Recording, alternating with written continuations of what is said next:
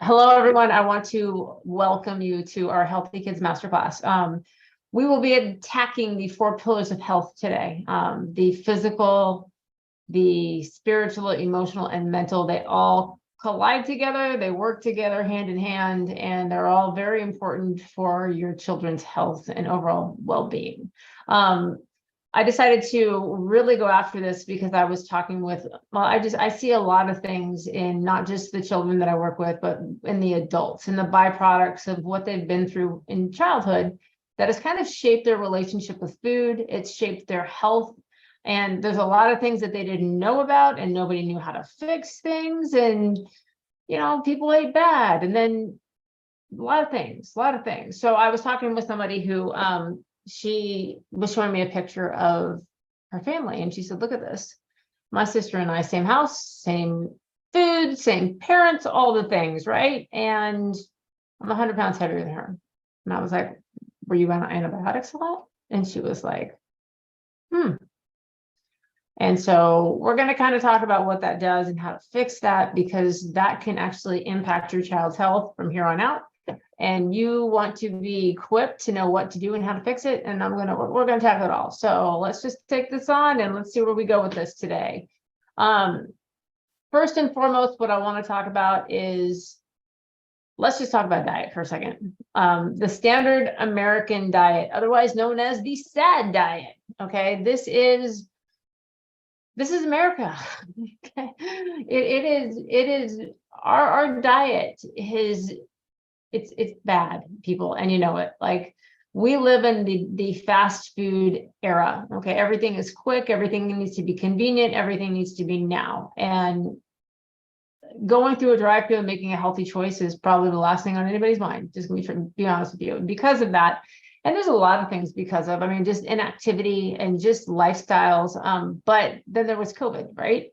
And there was a lot of other things came within that. And there was a lot of dependency on food and codependency on things. And, but our diets, honestly, I see a lot of adults do the best they can to fix their diets. But when it comes down to their children, they're not doing anything. And I'm asking myself, why? Like, why do you want them to go through the same thing that you're in right now? Like, why? And a lot of it is, one, it's convenience. 2, it's hard. Like, let's get honest. Changing your child's diet when they have been eating a certain way is not an easy thing, but there's ways you can go about it. And if you really value your child, which you do, because you're here, we're gonna give you some tools along the way. So diabetes and obesity are rampant in children. It's sad to see just how overweight young kids are these days. And it just wasn't always this way, and same thing with diabetes, type 2 diabetes in kids. It's huge, and it shouldn't be, and so I just want you guys to be aware of where things are going and where things are, they're continuing to go, because society just keeps feeding into this circle of bad eating, right? And so because of that, the diet is destroying the health. So the gut, let's talk about this for a second, because your gut health plays a huge role in everything. A lot of your kids' issues are not necessarily yours, I'm saying, but the child, maybe with obesity or diabetes or health issues.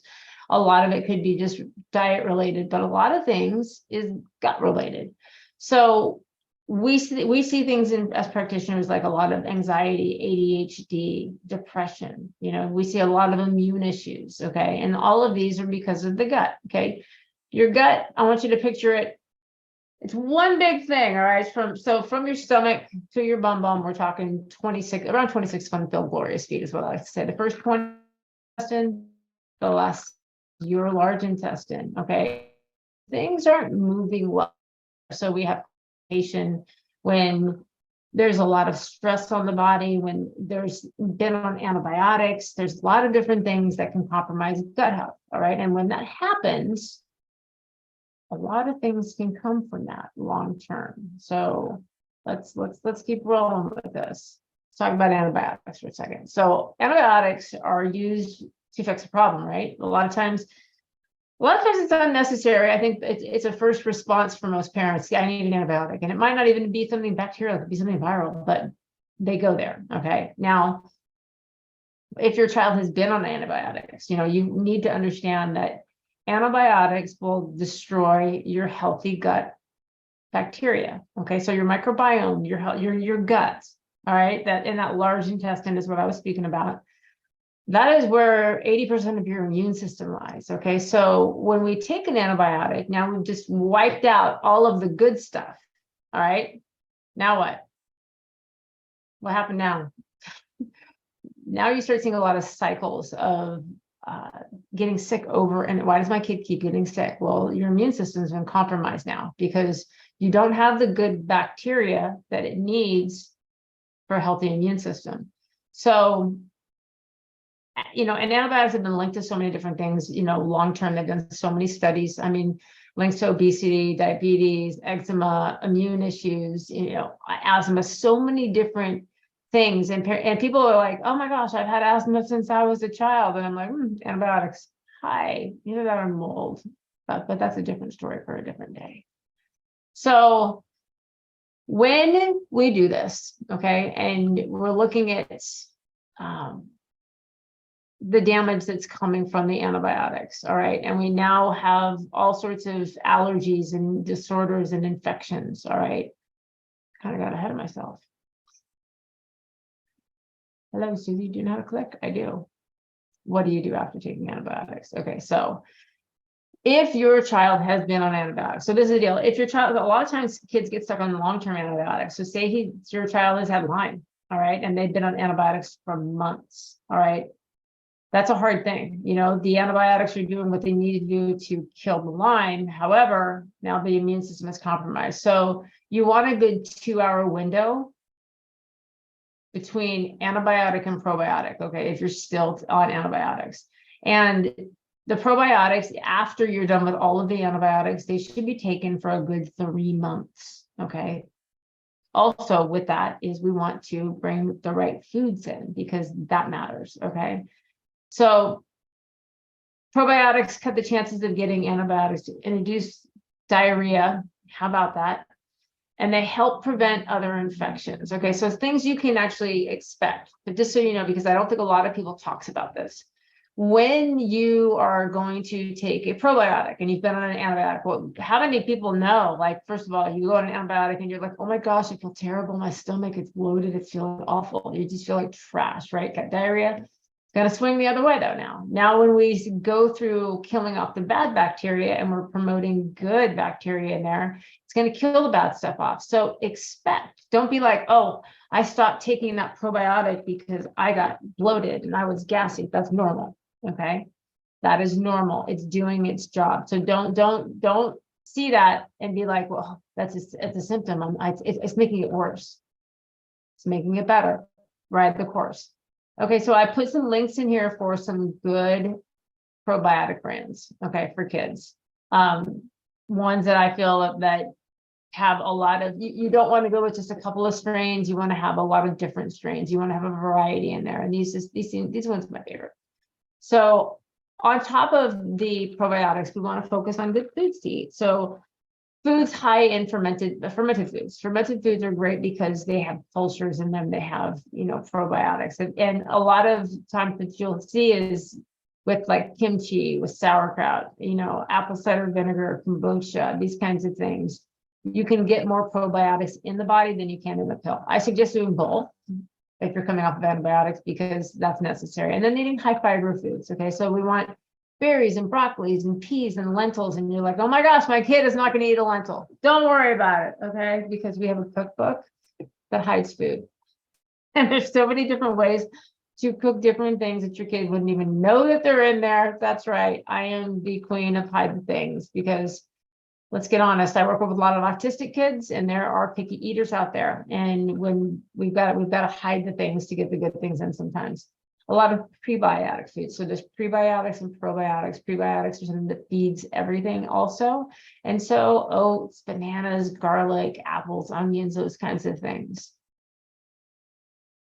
You want to focus on eating the rainbow. Okay. So you're like, what's that all about? Colors. Okay. Polyphenols. You want to look at vegetables and fruits that are, I try to eat the rainbow every single day. Like I make sure that I have every single color at least a couple times a day, making sure that I'm getting all of the right things in. And so there's so many different varieties of foods that you can choose from to do that. Okay.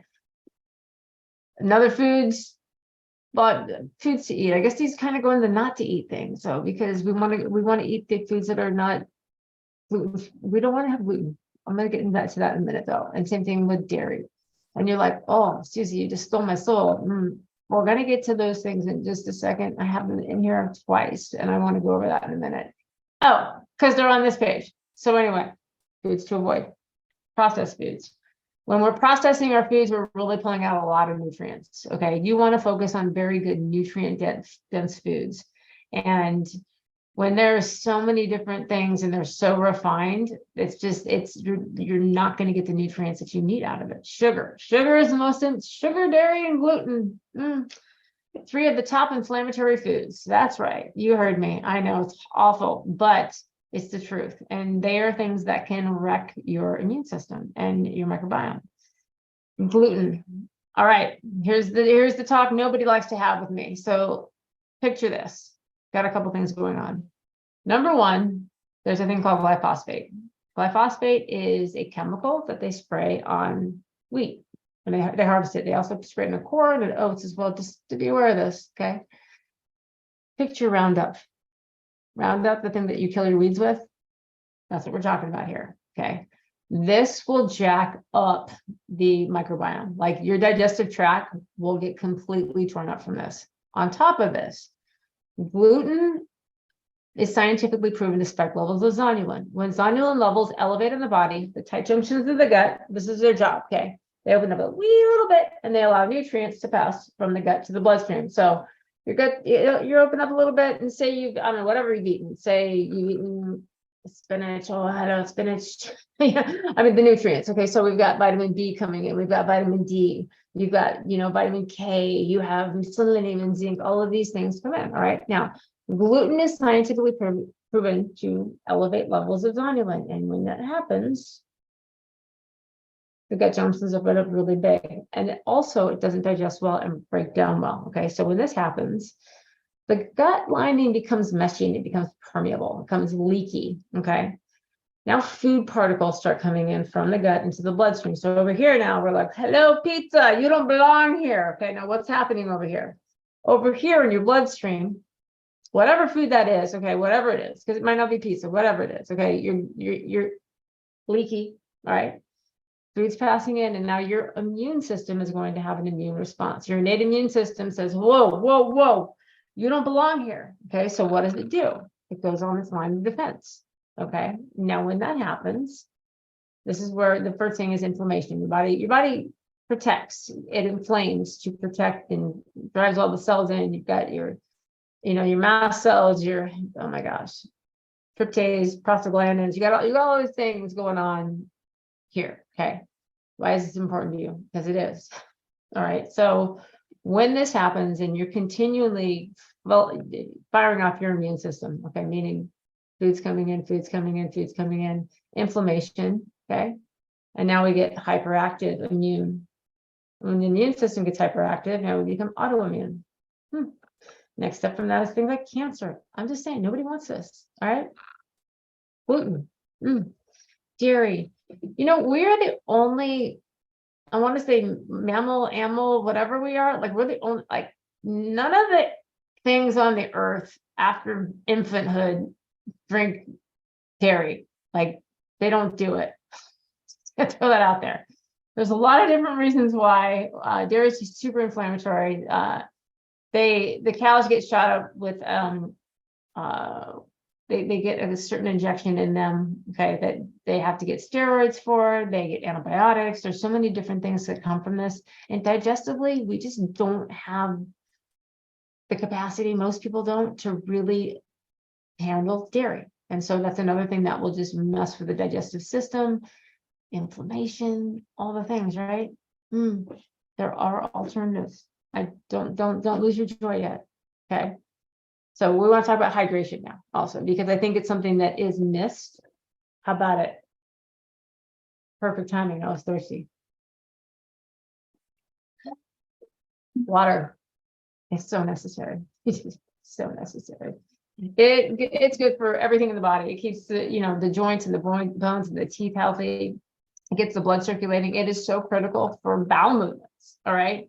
And I think that it's one of the things that a lot of people really miss the boat on, not just children, but adults. I literally had somebody, one of my 85-year-olds the other day, I ended up in the hospital, and she was dehydrated. And her conversation with me was, I don't understand. I drank water the day before. And I was like, honey, it's out of your, when we sleep, okay, just so y'all know, we lose fluids when we sleep. Everybody wakes up dehydrated. All right. So it's important to make sure that you're hydrating from the minute you get up. And usually the minute people get up, the first thing they put in them is something that's dehydrating, like coffee. All right. So we want to make sure that we are hydrating well. So signs of dehydration. Oh my gosh, we'll just start with tiredness, because I think that's the biggest one that I see across the board all the time is fatigue. I had somebody hit me the other day. She goes, Susie, I'm so tired. I need a snack. And I said, you need water. And she called me later and she was like, I felt so much better after I drank water. I was so dehydrated. And I'm like, a lot of times our body will feel like we're hungry, but really we're thirsty. So dry lips and mouth, lightheadedness, cramps, like leg cramps, thirst, dark urine, okay, headaches, fatigue, rapid pulse, flushed skin, feeling hot or cold. So how much water do you need daily? So when we're looking at like 1 to 3 year olds, we're talking 4 cups. And I'm not saying like 4 cups, I'm talking 4 8-ounce cups. And right now you're like, oh, wait, what? Yeah. And for 8 to 10 year olds, 7 to 8. All right.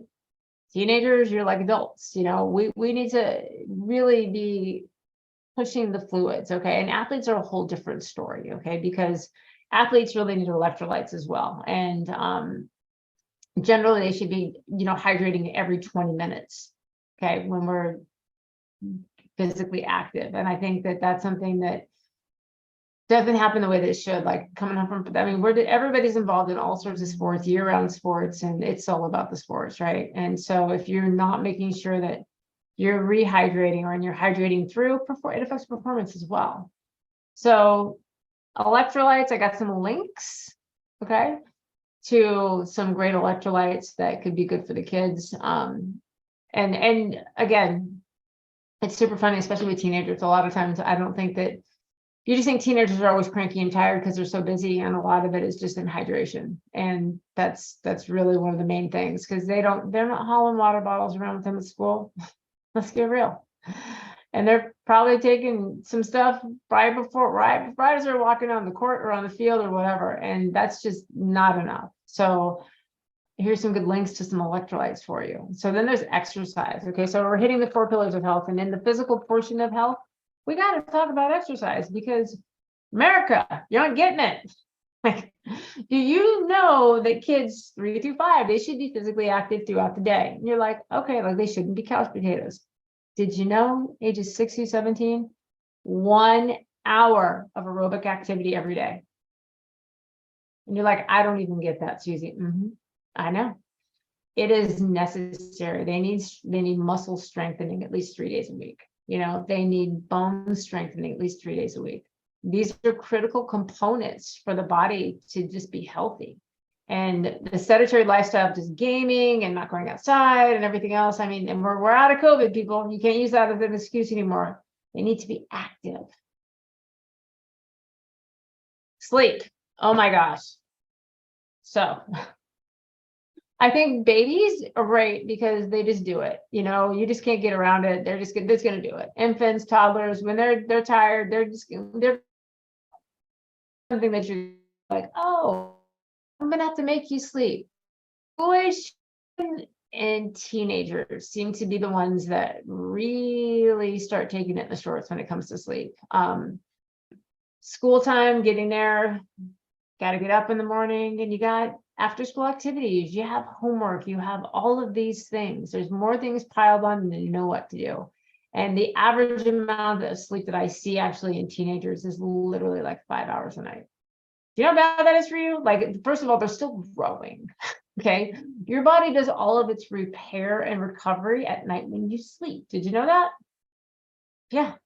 If you're not getting the rest that you need, your body can't repair the way that it needs to. It can't detox the way that it needs to. It can't grow the way that it needs to. So it's important that you set some boundaries in for sleep and make it a priority. I hear people, I'll sleep and I'm dead. Yeah, you will. Don't make it sooner, right? All right. So with COVID, all right, because that's another thing we just have to really address. I mean, we got viruses floating around and kids need immune support. All right. And the best way to support the immune system, number one is going to be sleep. Okay. It is. It's the one thing that's shortchanged because we're so busy. If you are shortchanging your child with sleep, you're shortchanging their immune system. All right. Healthy eating. When we're eating a bunch of processed foods, when we're eating sugar, when we're eating all these things that tank our immune system, not helping. All right. Hydration, like we talked about, exercise, and less stress. Okay. Stress is something that affects the body. It does. And it's amazing because I don't think that people think about it for kids. As adults, we look at it and we understand that stress affects our hormones. Okay. Stress affects cortisol levels in the body. All right. Puts us into fight or flight, can make things all out of whack. It's the same thing for your kids. It's not just you, it's your kids as well. So making sure that their stress level is handled well and managed, and you're getting good outlets, whether it's through exercise, whether they're getting time to decompress. There's so many different things around this. We're going to talk about that a little more when we get into the mental health. So things that compromise the immune system. Okay. So again, sugar, it compromises the immune system, the SAD diet, standard American diet. Again, lack of sleep, gut health, antibiotics, and alcohol. Got to throw that in there because I got teenagers. Okay. Real talk. These are things that will tax the immune system. So red dye, let's talk about it. Because did you know that red dye is made from petroleum? You know, that's like jet fuel, right? Okay. You wonder why your kid runs around like a crazy person on red dye? It is literally one of the worst things, period. So I treat a lot of people with ADHD, ADD, attention issues. All right. And usually the very first thing we do, we cut the dyes, we cut the sugar. Oh yeah, we do. They're very excitatory, and and we cut the gluten. And it's amazing to see just by cutting those 3 things on how the body can settle down, how the brain functions a whole lot better. Again, highly inflammatory. All right. And it can put the brain into mind storms where it just feels like electricity too. And it can mess with you can be upset stomachs and migraines and nervousness and jitteriness. There's so many different things within this.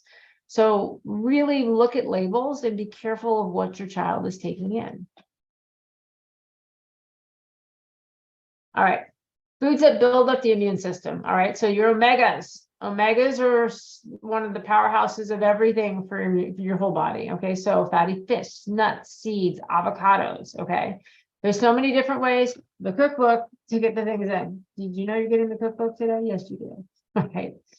Foods high in zinc. All right. So zinc is something great for the immune system. So make sure they're getting their poultry, and they're getting meats in. They're getting red meats, poultry. They're getting things that have the nutrients that they need. Fermented foods are great again for the immune system. So same thing with prebiotic foods like we talked about before. Polyphenols, again, eating the rainbow. Okay. Lots of colorful vegetables, berries and herbs and spices. These are all brilliant ways to get these amazing antioxidants and polyphenols into your kid. And it's amazing if you can hide so many, like a smoothie, you can put so many things in a smoothie. Oh my gosh, like so many things that they wouldn't even know what's in there. And same thing with muffins. Oh my gosh. Did they know that there was a sweet potato in there? I don't think so. All right, supplements for the immune system. So vitamin D, zinc, vitamin C, Those are some good additions. I just feel that everyone needs to be on a good multi. Like, honestly, that's my take on it. So that kind of covers your bases. So I put some links. Mary Ruth Organics, they have some great multivitamins for kids. They've got a great line of everything. And they're just, I think that I don't think kids are getting what they need out of their diet, all of the necessary things that they need. So what, Susie, do you do when you have a picky eater? Oh my gosh. Like, what do? My kid will only eat chicken nuggets. Yes, I've heard that. A lot of things. And one, we got some resources for you. Two, you got to stick to a rotation rule. Okay. Meaning you cannot let your child win this game. Okay. Who's in charge here? You are. All right. You need to have a rotation rule, and you also need to talk around it. You can't hide it from them or whatever. We're rotating foods in.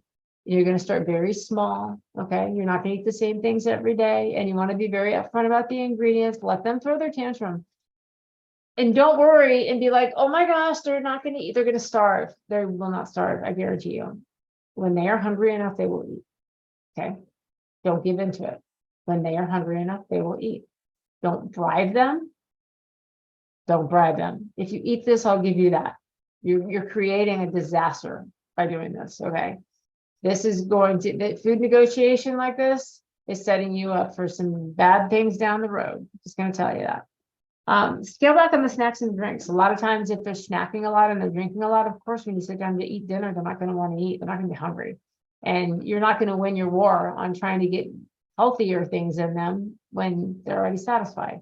But also pick healthier snacks and drinks as well. Don't be giving them all the sugar and all the things just because it's convenient, Invite adventurous friends over. That if your kid sees another kid eating something, they're going to be more likely to try something, So remember that. Be strategic. Be super strategic. All right. Now we got to focus on flavor. You want things with tons of flavor that they will actually like. You don't want it to be bland unless they really like bland, and then you got to tone things down, which you can do that as well. And then you want to build off of your success. Okay. So as you start implementing these things, all right, you want to record your progress and you want to build off of your success, meaning you want to make a big deal out of this and you want to have sheets up all over the place. We ate this and this was great and we did this here. And you want to show them we have these things in, and yay, star stickers, charts. Not giving them a reward, but you're showing them progress. And a lot of times they need to see that. All right. A lot of us, all of us, we need to see progress. And a lot of times we don't think we are really progressing until somebody points it out to us, right? Keep it cool, mom and dads. That means you don't lose it at the dinner table. All right. That's a very difficult thing to do. My parents were those parents who you guys will not leave the dinner table until everything is clean. Lima beans. Oh my gosh, kill me now. Like why did they feed us those? So we had this table and it had like this material all the way around the edges of it. And there was like this one spot that was open. And my brother and my sister would shove their food in there and they'd turn the table. I was the youngest. So it would land on me. That's right. So after everybody's clean, my parents would go see who didn't eat their food. I was getting busted all the time. Lima beans. All right. They did not keep their cool. Keep your cool, people. Okay. Because how you behave and how you handle this speaks volumes to your children on how they respond to you. All right. Make only one family meal. That means stop cooking separate meals for your kid. That's right. Everybody's going to eat the same thing. Do not continue to condone this and give into this and keep feeding them something that they shouldn't be eating. They're never going to get better at it. They're never going to change their habits if you're constantly giving that special attention. You want to offer the meals and the snacks at the same time every day. So there's a lot of consistency and we want to be eating at the table together. Okay. This is a family affair. So don't pressure, don't trick or punish. praise and reward. And when I say reward, like I said, stickers up there just showing their progress. Do not get into the whole reward system. All right. This is one of the biggest failures that I see on the planet. All right. When we start rewarding our kids with food for, I don't know, eating all their food. If you eat all this, I'll give you dessert. All right. You're setting a very bad food culture as an adult. I have to go in as adults and I have to rework this out of them because why? Every time they do something good, they feel like they deserve a cookie. Okay. I have a lot of eating disorders because of this, because they deserve it. I got rewards every single time I ate my food. I got rewards every single time I had good grades. We need a different system, people, because this isn't helping them. All right. I'm having to rework and it is awful. And it is not easy because it's ingrained in them. This is what they expect. And so they self-sabotage over and over and over again until we do a lot of work to rewire. All right. So limit meal time, meaning do not sit at the table for an hour. Okay. We have a set time. We're going to be done 30 minutes. All right. Don't let your kids sit like my parents did to me for 2 hours at the table, staring at the lima beans, expecting them to go in my mouth. Damn.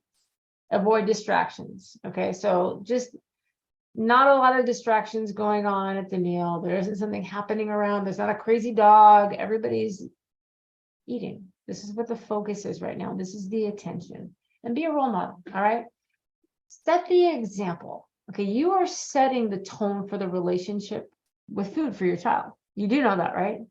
Based off of the culture you're creating right now is what they're going to carry when they're older.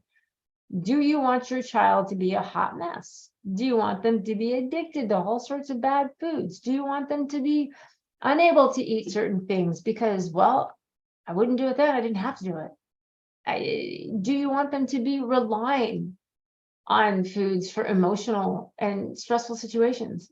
No, you don't. Set the example, mom and dad, all right? Because they're watching everything that you're doing. Kids don't learn by what you tell them. They learn by what they see, all right? So if you're setting the right example, they're going to learn it. But hey, don't do what I'm doing. I don't think that's ever worked for anybody. All right, so creating a healthy relationship with food. Step 1, stop, she says. Rewarding your kids with food for doing something, like I said, okay? This is set some good, solid foundations. Stop giving them special treats when they've had a bad day or feel sad, okay? I think every parent's been guilty of this. I've been guilty of this. Like, oh my gosh, you had a bad day. Where's the ice cream? Like, I think this is I think how people were raised, but it's not the right thing to raise them on, because now you're teaching them to have a dependence when they have an emotion on something unhealthy. Okay. Hear me out again. You're teaching them to have a dependence when they have an emotion on something unhealthy. That is not something you want for your child. Okay. Stop talking about food and body issues in a negative way. Okay. So when we talk about food, it's all positive. Okay. It's not that's gross or that's disgusting or oh my gosh, I hate that. Talk about the good things about it. Same thing with body issues, because that's a thing. We don't criticize. We don't say, your stomach's getting kind of big. Okay. Hear me on this. The person sitting in front of you wants one thing in life. Do you know what that is? It's your approval. That's it. Could care less about anything else. Mom and dad's approval. And when you criticize, when you sit there and you tell them and you say things that they're gonna cut them. It cuts deep. And the thing is, though, sometimes you can say these things and not even realize that you're saying it because that's normal for you. Okay, just because that was normal for you, look where you're at right now. I'm just gonna throw it out there.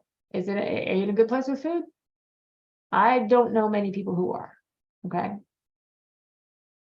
Stop going through the drive-through on the way home from sports or activities. Like, people eat fast food at least 3 or 4 times a week. And the sad, a lot of time, getting home, they don't want to wait 10 minutes because they're hungry right now. Just plan well, okay? Meal prep, have things in the crock pot, have the Instapot, like really stop relying on convenience foods to get you through the day. All you need is a little structure. That's it. And then stop with all the snacking around mealtime because it's just not going to set them up for a good meal, you know? And again, kids learn by what they see. So set the right example. You guys seeing a theme here? Because there's a whole lot of this coming about setting the right example. Okay. So here's the starts. Start serving healthy meals to the entire family every day. All right. Start allowing your kids to be a part of the menu planning and the meal prepping. You can get them involved. All right. You can get them, you can sit down and brainstorm. Hey, let's pick out some of your favorite foods. These are some of mine. Let's find some recipes. We can combine the two. They can help plan the meal. They can help cook the meal. They can help with wash the vegetables. I have kids that are 3 that do this. Like they started at such a young age. It's so amazing to see. So allow them to be a part of the process. If they're learning and they're part of the process, you're going to have a greater success of you just throwing something at them and telling them to do it. All right. Educate them. Tell them why you're doing it. Start educating them on what their bodies need and why. They don't understand what they have. You know, that's the thing. You need to educate them. This is what your body needs to grow. This is what your body needs to be healthy. These kinds of foods make it so this happens. Teach them. Don't just be like, eat this. Why? Because I said so. Okay. Now, let them be a part of it and educate them along the way. Okay. And start having discussions around self-esteem and body image. This is a really tough conversation. Okay. This is one of those conversations that happens around middle school, but you're not initiating it. I'll tell you that right now. Your kid's initiating it because in middle school, this is when the body starts to change, puberty starts to hit, and now they're weird. They got body parts that are changing and they don't know what to do with this. And they repress how they feel during this time. And it's super sticky and icky. They don't want to talk about it. And that whole, okay, let's talk about getting a bra. Like you have to have the conversations and you have to really be open with, just body image and self-esteem and really start driving good self-esteem here because unfortunately the other kids, they're not very nice. Okay. And they will say things that are hurtful. If somebody's overweight or even if they're not. I mean, I've seen kids that so thin, like, and they just, I'm fat. Somebody's telling me I was fat. So I didn't eat for a week. And I'm just like, oh my gosh, 3rd graders, same thing. Like this starts at a very young age. And if you're building them up and you're showing them what healthy is, okay, and you're showing them what good self-esteem and good body image is, then you're getting in their head before their peers are getting in their head, okay? Because I guarantee you their peers, they're going to get in their head. But if they don't have that foundation and they don't have this already built up in them, they're going to take it and they're going to listen to it. And it's not going to be good. Can you tell that I used to do middle school ministry? Oh my gosh, don't even know. Love that age. Don't love that age.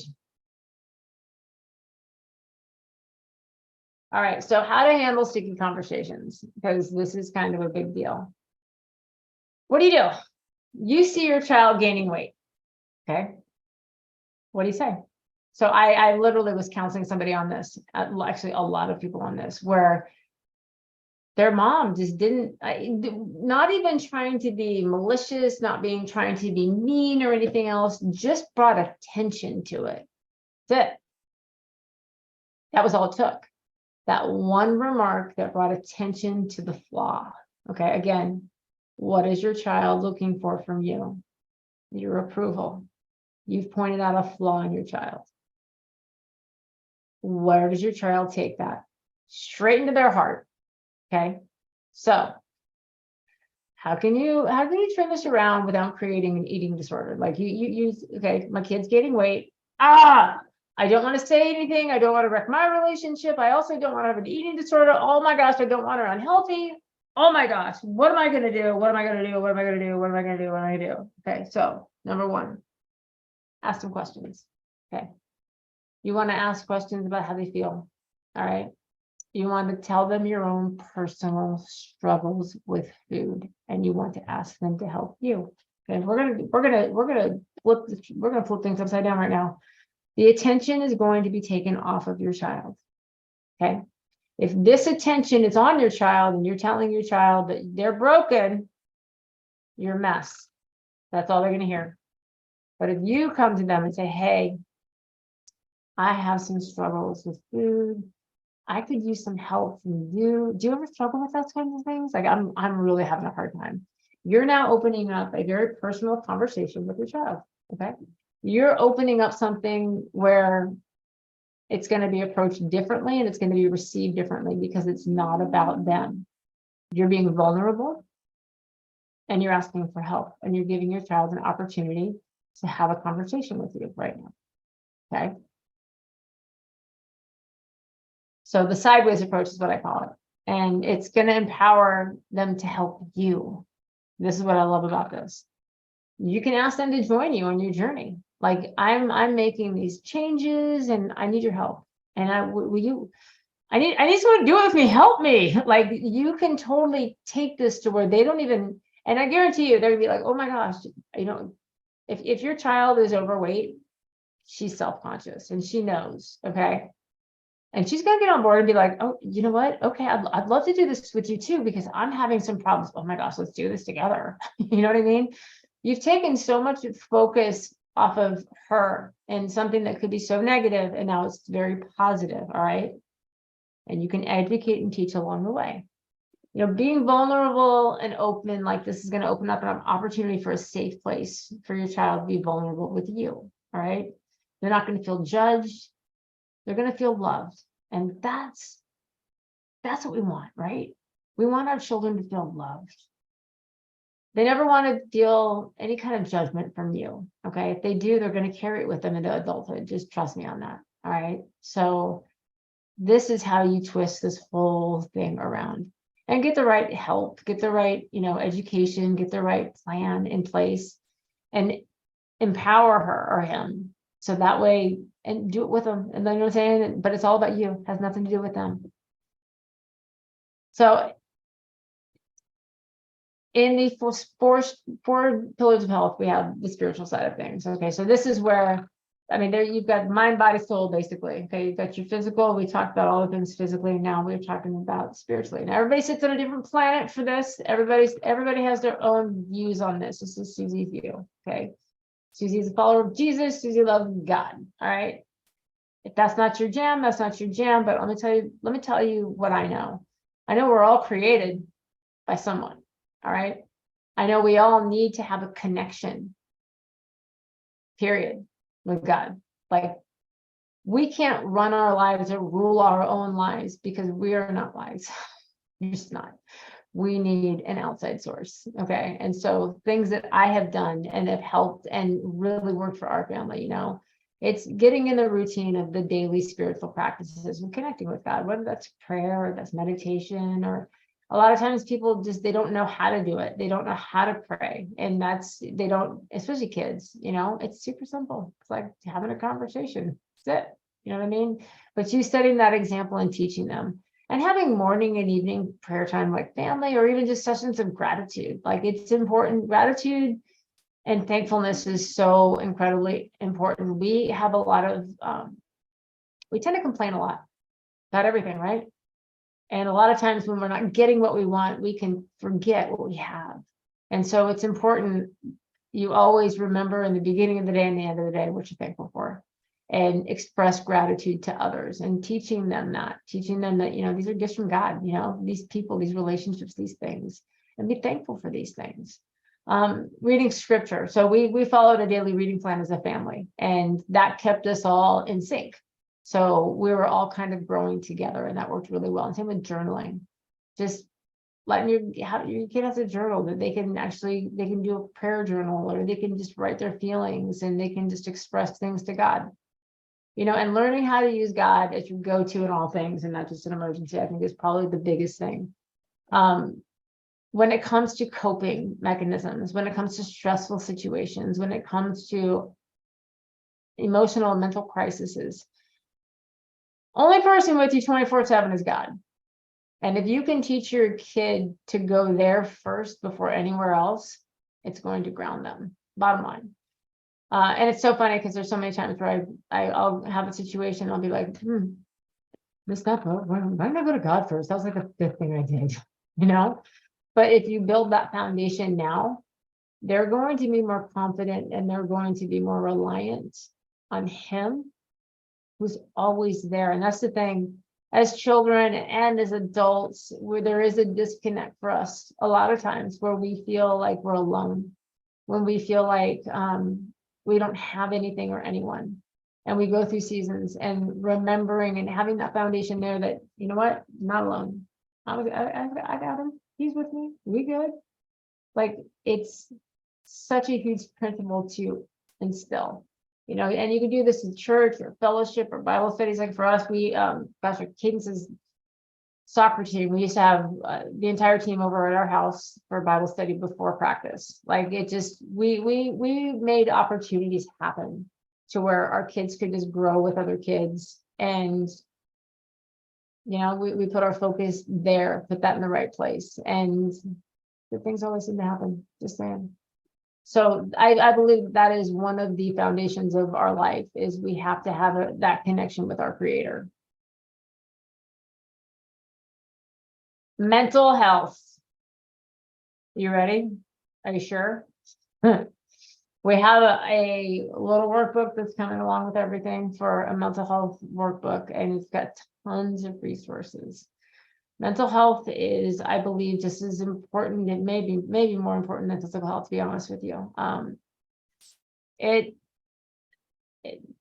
When your mental health or your child's mental health is not in a good place, nothing is in a good place, bottom line.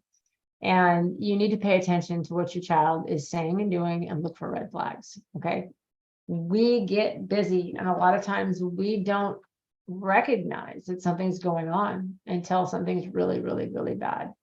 And you need to pay attention. You need to have daily check-ins. So the questions. So for instance, my questions were never, how was your day?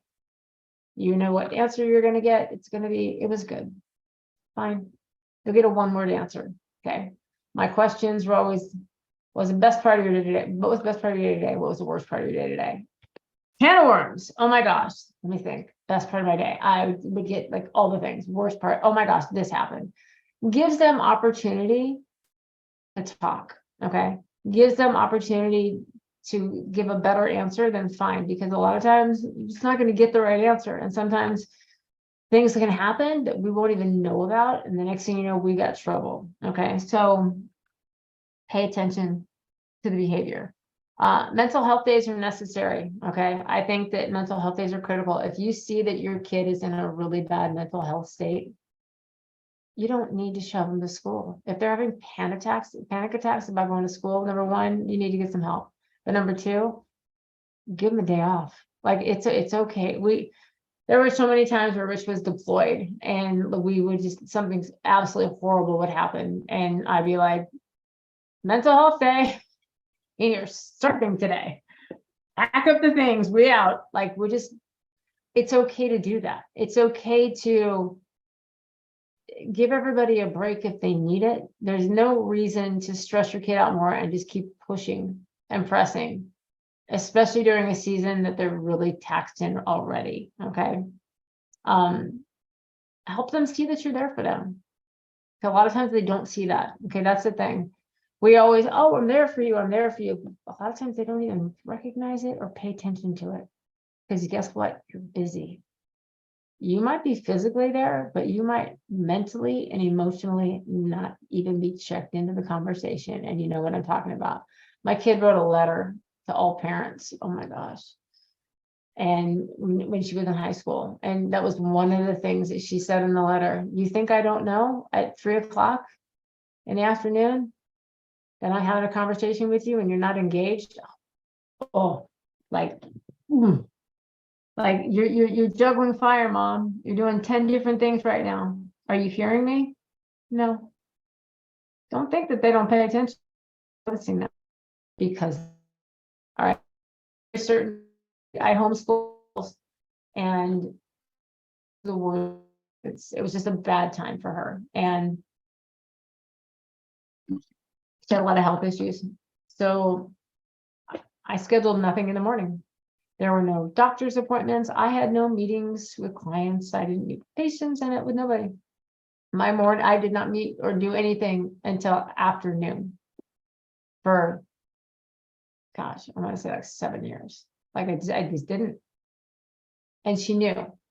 She knew that that was a sacred space, and it meant everything, because I would have, if she was having a bad day, I dropped it all.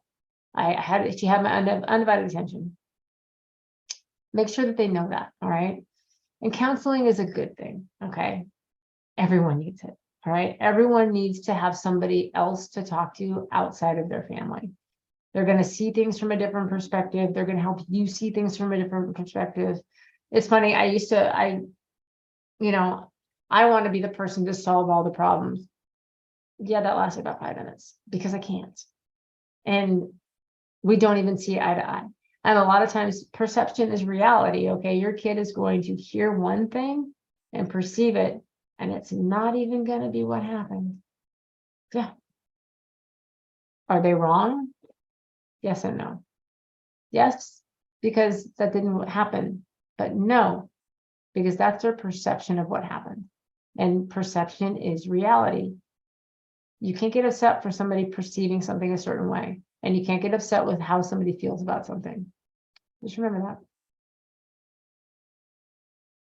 So let's talk about neurotransmitters and gut health. What does that mean to you? All right. So 80% of your neurotransmitters, I want you to think about this: dopamine, serotonin, GABA, adrenaline, acetylcholine, oxytocin, glutamate, all these, 80% of them in your gut. Okay. So what does it matter? Neurotransmitters are the fields in the brain. Okay. So there's a thing called the gut-brain connection. All right. Think about it this way. If you get super upset about something, like you're just so upset you feel nauseous, same way. If your gut's unhealthy, this is the small intestine, by the way, it can make your brain wackadoo. Like you can have anxiety, you can feel out of sorts, you can have depression, all because your small intestine is unhealthy. Did you know that? And your gut affects your mental health that way. And we've got sugars and dyes that are inflammatory to the brain, and they affect the behavior. And in order for the body to function correctly, you've got to have the foundation be laid. All right. So what I mean by this, let's have some fun. Okay. So the foundation, meaning for your neurotransmitters to function correctly, you need magnesium, zinc, and B6. So the co-founders of all the things. All right. So here's my story for you. I was working on my gut health, and I specifically took B6 out of my diet because I was having issues with my sulfation pathway. That's a different story. Okay. Not making the connection, I started having panic attacks for a month. Like I literally thought I was going to die walking outside the house. And I'm like, I don't even have anxiety. Okay. I was a mess. I ran labs. I was like, look at that. I need B6. I put B6 in 20 minutes. I was fine. Fine. How crazy is that? Okay, that's the foundation. So there's two different systems that the body plays with. Okay, so you have your autonomic nervous system. Okay, so think about this. Your neurotransmitters are going to fall into autonomic nervous system along with your vagus nerve. This is the nerve that actually attaches in the brain, all the way wanders through the body, around the organs, affects your digestion, affects everything. Okay, so your nervous system can get stuck sometimes. Okay, and when the nervous system gets stuck, You can have all sorts of anxiety. You can have all sorts of weird things feeling in your body. Okay. And it plays together with a thing called your limbic system. So your limbic system is the emotional side of your body. Okay. So all of those feels that I was talking about right there. Okay. Those guys play with your autonomic nervous system. And when you have stored trauma, okay, let's talk about this for a second. Let's talk about stored trauma in the body, because that's a real thing. You can have a traumatic event happen and your body can be holding on to that, and your limbic system can get stuck. Your systems can stay in fight or flight. Okay. Fight or flight. And when that happens, everything's a mess. Like you constantly are anxious. You constantly your whole nervous system is a mess. All right. Your limbic system is a mess. Everybody, they're playing together, and it's a hot mess. Now, it's important for you to recognize, though, when I say trauma, okay? Because a lot of times people think trauma, the big T's. I had somebody die. There was a sexual assault, okay? I was abandoned. Okay, these are traumas. Okay, yes. And there's also little T's. My dad ignored me when I was younger. That's trauma. I wasn't heard. That's a trauma. Don't think it's not, because that was the core of your foundation. Okay, and it affected you all the way through your life. All right. There's so many different things, and people don't think about it. Okay. And so when there is stored trauma, and there are things that, tip these systems to go back crazy, it's a disaster. So teaching your kids that it's okay to have emotions. Okay. Let's talk about this and process through them appropriately. Not telling them to suck it up if they have a problem, and not hearing them and not listening to them. Okay. So here we go. I was an alcoholic by the time I was 16. My mom had her first stroke when I was 15 years old. I became a caregiver. That's right. Drink every day with my dad. Yep. He was a mess. And that was my way of coping. Now, we weren't allowed to have emotions in the house, because every time we did, my mom would have a stroke. That's right. She'd have a stroke. So we weren't allowed to have feelings. Like, you just weren't allowed to have them, because something bad would happen. And I'll never forget walking into my husband and my daughter. I walked in, and they were watching TV, and they're just sobbing their eyes out. And I'm like, who died?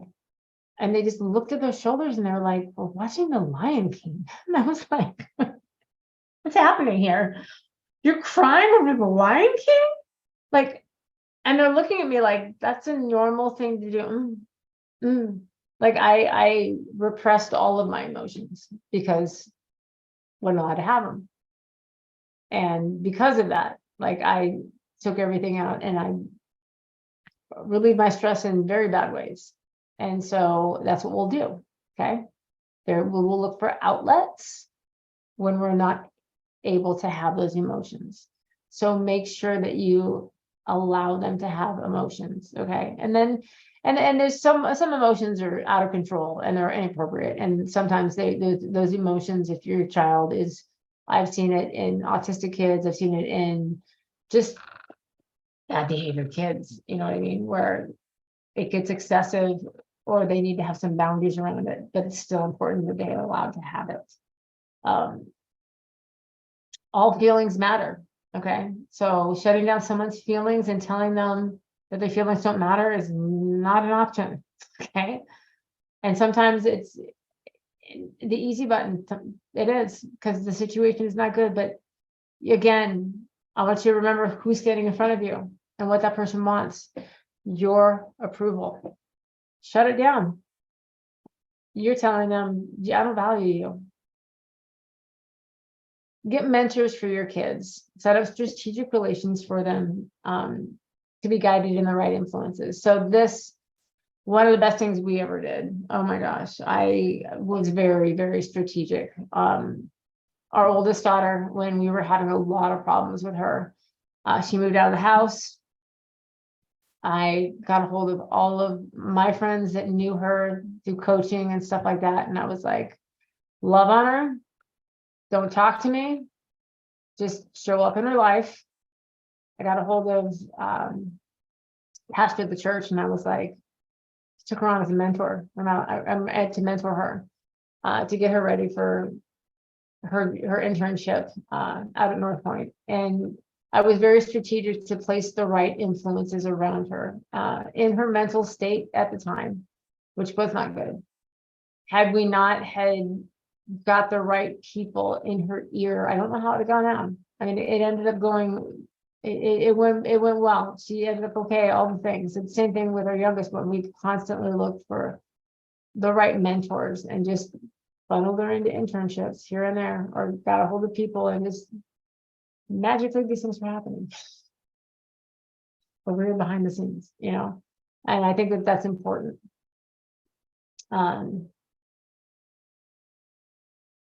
So my question for you is this: I've laid out a lot of different things today. And I think my questions are, you know, what things are you going to plan on implementing to help the health of your child? I mean, physically, what things can you do today?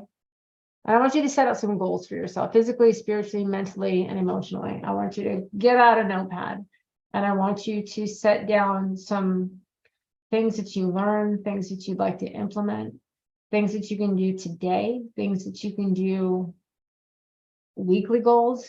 Maybe you need a 3-month goal, maybe, you know what I mean? But these things all need to start happening on the daily.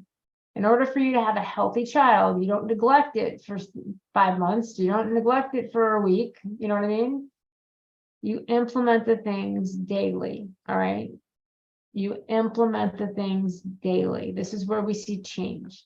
So if you need to put things on the calendar, if you need to sit down and have some uncomfortable conversations, you know, if you need to become that person in the house that's the healthiest person in the house and you need help, get that help from your child because you see that they're going down the wrong path. All right. If they've been on antibiotics, please turn this around, get them on probiotics for the next 3 months, clean up their diet, fix their gut health so they don't have disasters happening when they're older. Okay. Stop feeding them and giving them rewards with food. Stop. I had somebody the other one day with an adult. Suze, okay, so when I hit this goal, what I'm going to do is I'm gonna cheat on that day. And I was like, why? Like, why do you want to reinforce the behavior you're trying to get rid of out of yourself? And he was like, oh. I'm like, you understand that's what you're doing. You would like to break yourself of this, but you're going to reinforce this behavior as a reward. Why are you doing that? And he was like, So take these things, not with a grain of salt, but take these things with passion and with love, and give your child the health, well-rounded health that they desperately need, that now you're educated to use and do and fix and help, and watch them just grow in so many amazing ways. Anyway, I appreciate all of you. Let me know if you have any questions. We're here for it.